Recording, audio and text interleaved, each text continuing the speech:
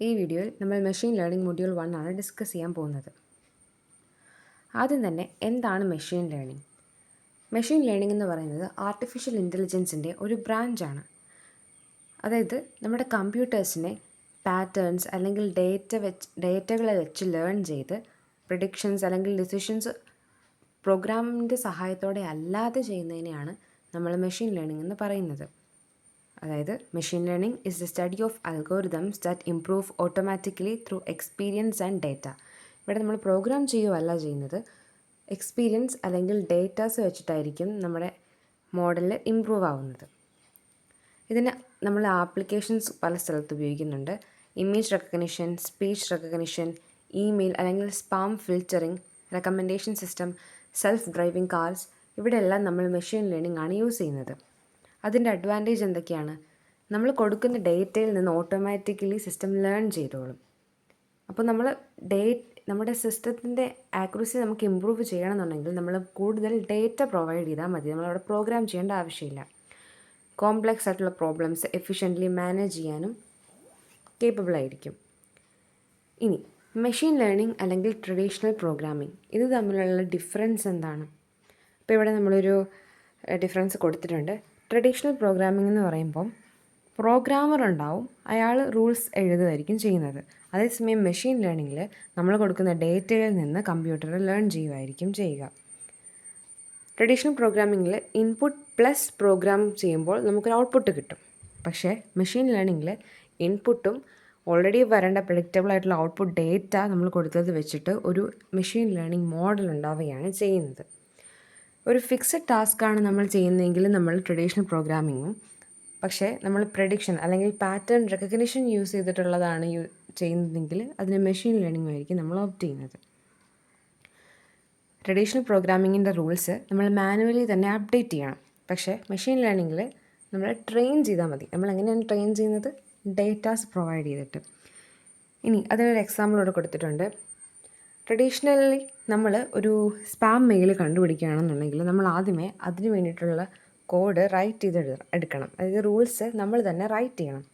അതേസമയം മെഷീൻ ലേണിങ്ങിൽ നമ്മൾ thousands of spam and non spam mails ആ ഡേറ്റയായിട്ട് പ്രൊവൈഡ് ചെയ്യുമായിരിക്കും ചെയ്യുന്നത്. അങ്ങനെ കിട്ടുന്ന ആ ഡേറ്റയിൽ നിന്ന് നമുക്കിപ്പോൾ വരുന്ന മെയിൽസിൻ്റെ ആ ഒരു ചിലപ്പോൾ വല്ല കീവേഡ്സ് അങ്ങനെ എന്തെങ്കിലുമൊക്കെ കാണുമായിരിക്കും.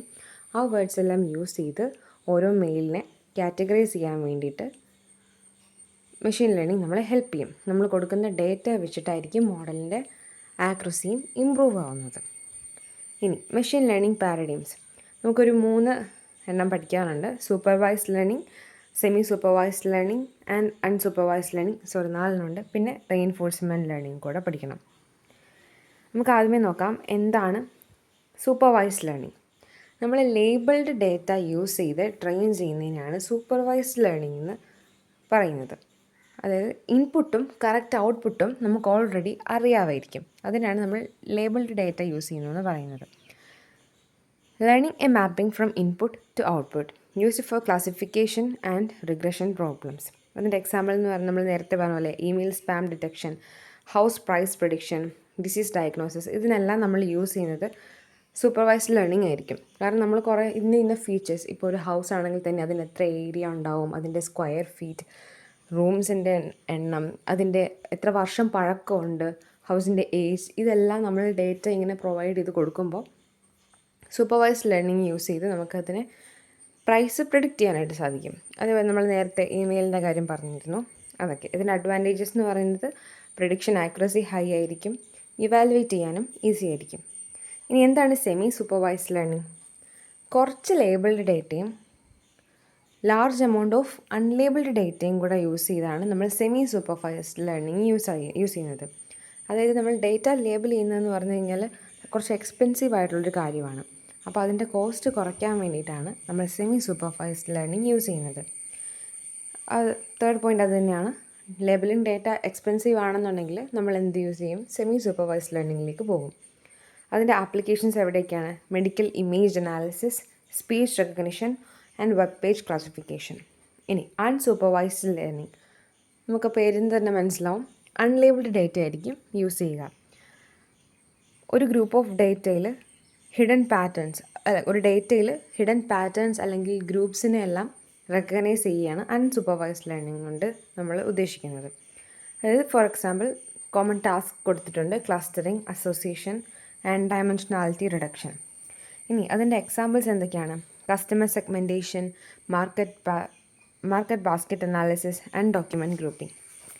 ഇനി നാലാമത്തത് റെയിൻഫോഴ്സ്മെൻറ്റ് ലേണിംഗ്. അത് ഏറ്റവും ബെസ്റ്റ് എക്സാമ്പിളാണ് നമ്മുടെ ഓട്ടോമേറ്റഡ് കാർസൊക്കെ.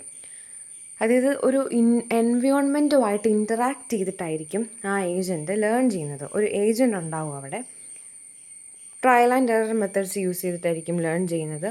ഇപ്പോൾ നമ്മൾ കറക്റ്റായിട്ടൊരു കാര്യം ചെയ്യുവാണെങ്കിൽ അതിന് റിവാർഡും, ഇനി എന്തെങ്കിലും തെറ്റായിട്ട് ചെയ്യുകയാണെങ്കിൽ അതിന് പെനാൽറ്റീസും ഉണ്ടാവും. ഏറ്റവും എക്സാമ്പിൾ നമ്മുടെ ഈ കാർസ് തന്നെ. നമ്മൾ എൻവയോൺമെൻറ്റിലേക്ക് ഇറങ്ങണമല്ലേ, നമ്മൾ റോഡിലേക്ക് ഇറങ്ങിയാലേ നമുക്കതിനെ ടെസ്റ്റ് ചെയ്യാൻ പറ്റുള്ളൂ. അപ്പോൾ അത് കറക്റ്റായിട്ടുള്ളൊരു പാത്ത് അല്ലെങ്കിൽ ട്രാക്കിൽ കൂടെയാണ് സഞ്ചരിക്കുന്നതെങ്കിൽ അത് അതിൻ്റെ ഡെസ്റ്റിനേഷനിൽ കറക്റ്റായിട്ട് എത്തിച്ചേരും. ഇനി അല്ല, അതിൻ്റെ ഇടയ്ക്ക് വെച്ച് അത് തെറ്റിപ്പോവുകയാണെങ്കിൽ എന്ത് ചെയ്യും? മേ ബി എവിടെയെങ്കിലും ചെന്ന് ഇടിക്കാം, അല്ലെങ്കിൽ നമുക്ക് പോകേണ്ട സ്ഥലത്ത് അല്ലാത്തേക്കൊക്കെ പോകാം. അപ്പോൾ അവിടെ എന്തുണ്ടാവും? ഒരു പെനാൽറ്റി ഫോം ചെയ്യും. ഇതാണ് റെയിൻഫോഴ്സ്മെൻറ്റ് ലേണിംഗ് കൊണ്ട് നമ്മൾ ഉദ്ദേശിക്കുന്നത്.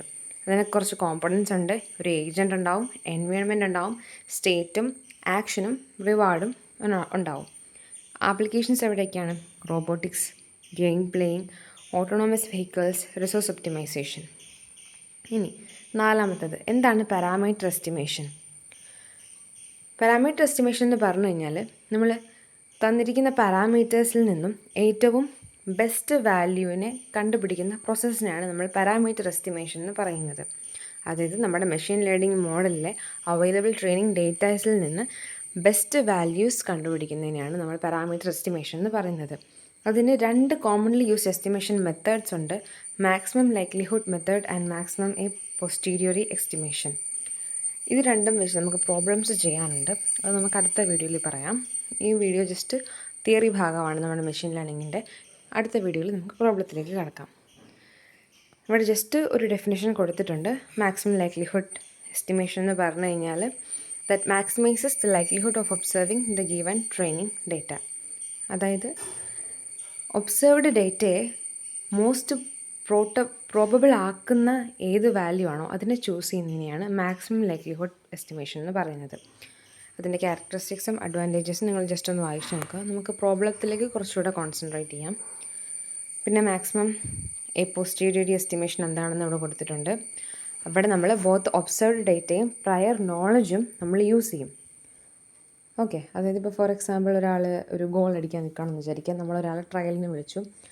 അയാളുടെ ഫസ്റ്റത്തെ ട്രയലിൽ എല്ലാം കറക്റ്റാണ്. അപ്പം അത് വെച്ചിട്ട് നമുക്ക് അയാൾ എപ്പോഴും ഗോൾ അടിക്കും എന്ന് പറയാൻ പറ്റുമോ? ഇല്ല. അത് ആ ഒരു സന്ദർഭത്തിൻ്റെ ആവാം, അല്ലെങ്കിൽ ആ ലക്ക് ഫാക്ടർ, അങ്ങനെ പല പല കാരണങ്ങളുണ്ടാവും അല്ലേ. അപ്പോൾ നമുക്ക് നേരത്തെ അറിയാം ഒരാൾ എത്ര ഗോൾ അടിക്കുന്ന ആളാണെന്ന് പറഞ്ഞാൽ എപ്പോഴും അതേപോലെ ആവണമെന്നില്ല. അങ്ങനത്തെ പ്രയർ നോളജ് യൂസ് ചെയ്ത് നമ്മൾ എസ്റ്റിമേറ്റ് ചെയ്യുന്നതിനാണ് മാക്സിമം എ പോസ്റ്റീരിയറി എസ്റ്റിമേഷൻ എന്ന് പറയുന്നത്. അത് വെച്ചും പ്രോബ്ലംസ് ചെയ്യാനുണ്ട്. ഇതെല്ലാം നമുക്ക് അടുത്ത വീഡിയോയിൽ ഡിസ്കസ് ചെയ്യാം.